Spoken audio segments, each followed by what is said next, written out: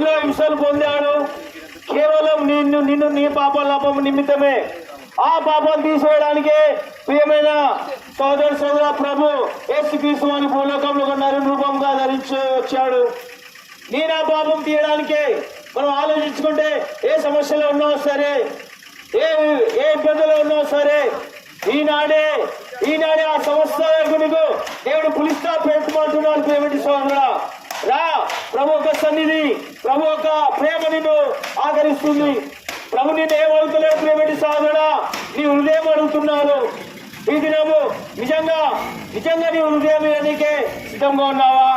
ఇదిగో మేము మా ప్రభువుకు హృదయం ఇచ్చాము. మేము కూడా ఒక సమయంలో నానా ఇబ్బందులు ఉన్న వారమి. మరి ఆ శాంతి సమాధానం పొందడానికనే ప్రేమటి సోదర ప్రభు మీ వద్దకు పంపిస్తున్నాడు మమ్మల్ని. ఈనాడు నీ మాటలు వింటున్నావు అంటే ప్రేమటి సోదరుడా, అంతేకాదు మనం అనుకున్నాం బహుశా కులము, ధనము, బలము ఇవన్నీ ఏం కాదండి. ఒక సమయంలో ఏ పనికి రావు. అదే ప్రేమనండి. అందుకని అంటున్నాడు, ఏ భేదంలో పరిశుద్ధ గ్రంథం బైబిల్ సెలవిస్తుంది, ఏ భేదం లేదు.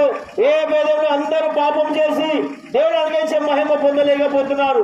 ఏ పాపంలో ఉన్నావు నువ్వు ప్రేమటి సోదరా? ఒక్కసారి ఆలోచించు. పాపం వల్ల వచ్చి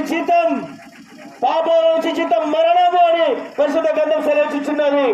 ఆ మరణంలో ఉంటావా? శాంతి సమాధానం పొందవా? రా, ఈనాడే ప్రభు నిన్ను పిలుస్తున్నాడు.